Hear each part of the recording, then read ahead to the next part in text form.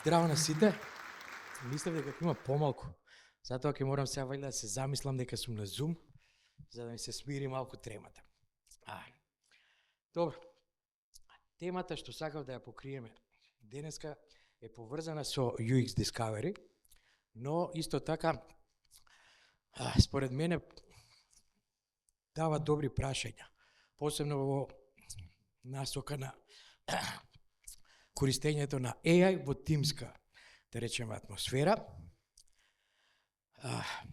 Инаку, најдобро би било да ја почнам целата приказна со личноста која што е иницијатор. Ова е доктор Марина и она идентификува проблем во македонското општество кој што е поврзан со скрининг за слух кај бебињата. Затоа што тоа не е задолжително во Македонија. Многу бебиња и мали деца доаѓаат премногу доцна за да им се идентификува тој проблем и поради тоа имаат после тоа големи пречки во развојот. Цело патешествие почнува негдека пред 2019 година. Има еден неуспешен обид да се реши овој проблем, барем локално, па после тоа се вклучува невладината организација Smilehut, па после се вклучува и Brainster, па на крај се вклучува и Intertech, но проблемот се уште не е решен. Затоа што некои проблеми се поприлично комплексни и бараат голем труд и вклучување на многу различни стейкхолдери. Ова би се потврдува многу пати во мојата работа и во Brainster и во Intertech, дека можеме да имаме супер идеи, но тоа што имаме ние супер идеи автоматски не значи дека можеме да ги решиме проблемите, затоа што мојот омилен цитат барем од UX делот е "People are predictably rational", што значи дека сите луѓе нема да ни веруваат нас дека нашата идеја е супер и дека со таа идеја ќе се реши проблемот. Можеме повеќе да се насочиме сега кон Smilehut. Што е тоа уствари? Тоа е стартап кој што сака да развие SaaS платформа која што ќе понуди фандрейзинг на сосема нов начин и ќе почне да ги решава определените проблеми или да помогне во решавање на проблемите во општеството. Претходно спомнав дека примерот или проблемот на кој се фокусирала е решавањето на задолжителен скрининг кај бебињата за да се идентификува дали имаат проблеми со слух. Сега, кога дојде Александар, кој што е основач на самиот стартап кај нас, прво требаше ние да идентификуваме што ќе правиме на таа работилница, кои се целите. Можевме да правиме многу работи. Рековме дека главна цел ќе биде да му помогнеме со пичот и со visual storytelling, за да може да обезбеди наредната рунда на финансирање на самиот стартап. Во првите, да речеме, моменти на дискусија веќе видовме дека и он самиот, иако може би има кристално јасна визија во главата, таа истата не може да ни ја раскаже, за да можеме ние да ја разбереме. Се обидовме со познатата техника 5 Whys да дознаеме уствари што е таа цела приказна. Не знам колку се гледа на сликава и колку се чита, но за да го добиеме ова мало списоче на главните проблеми, имаше многу повеќе прашања и многу повеќе дискусија и требаше цело време да се фокусираме и да се враќаме на тоа што е тоа што сакаме ние да го дознаеме.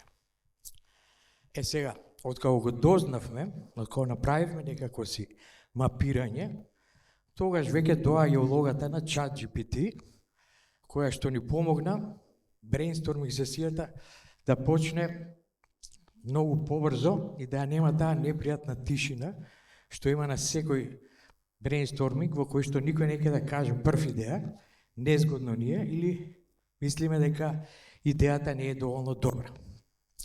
ChatGPT изгенерира за сите членови по една, две, три идеи и тогаш секој член од тимот мораше да ја објасни идејата што ја предложил, а другите требаше да ја земеме и да ја доработиме. Значи, на тој начин го вклопивме на некој начин ChatGPT во работата на тимот барем за брейнсторминг сесијата. Ова е тимот кој што работеше и кој што ја искористи шансата да испробаме како тоа AI може да ни помогне да бидеме подобар тим. Да не ги читам сега луѓето, но ако се тука сакам да ги поздравам и да им се заблагодарам, пошто поради нив оваа работилница беше поприлично успешна и Александар мислам дека се замина задоволен. Бекграундот на Лара и на Филип е во UX, а Даниел и Мери имаат бекграунд во продуктен и проектен менеджмент. Разликата помеѓу сите членови што бевме на работилницата направи да тие идеи навистина бидат интересни. Сега, сем што Five Whys ни помогнаа да разбереме што решаваме ние, што оваа платформа ни помага во реалниот свет да решиме. Исто така ни помогна да го извежбаме, сега е барем тренди тоа, Journey Centric Design, во кој што се трудиме да го разбереме патот на клиентите, не само на платформата, или не само во скопот кој што ни е даден од клиентот, туку и што се случува претходно, што се случува после тоа, целосното journey, ако можеме да го дознаеме. Од тоа целосно journey можеме да видиме овдека едно примерче, не знам колку се гледа, но почнавме да идентификуваме opportunities, pain points и повторно тука се потрудивме да размислуваме како со AI да му помогнеме и на корисникот, а не само да генерираме ние идеи, значи да бидеме на некој начин AI first approach, за да се демократизира донирањето и демократизацијата, донирањето и активизмот. Ке мора да се напига малку.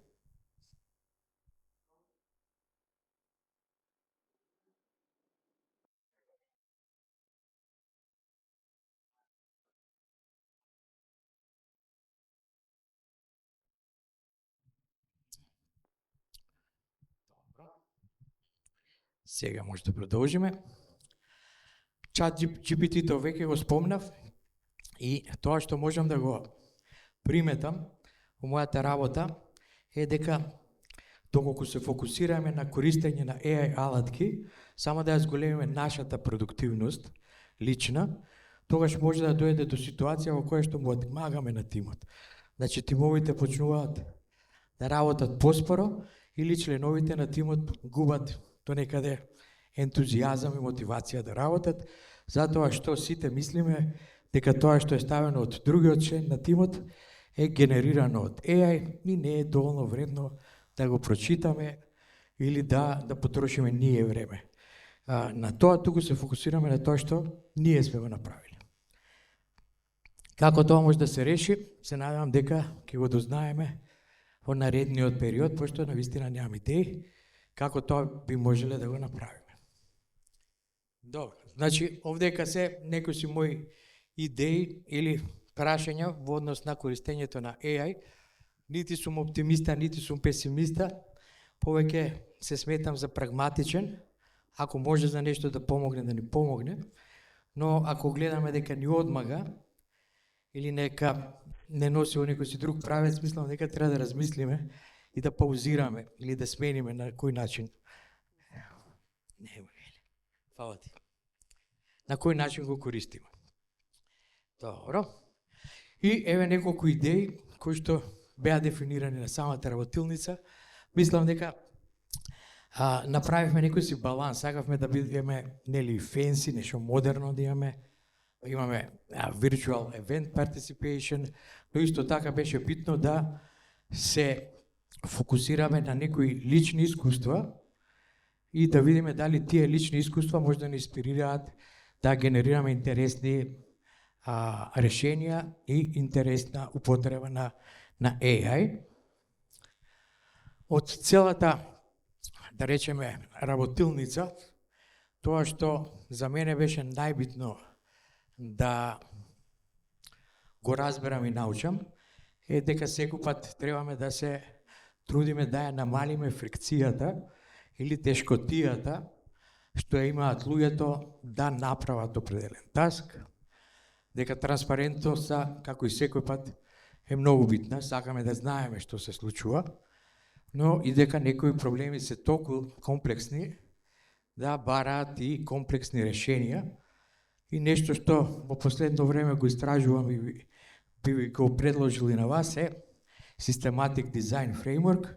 Тоа од British Design Council, кој имаат создадено и Double Diamond дизајн процесот, кој што се труди да даде насоки како можеме да ги решаваме ваквите комплексни проблеми.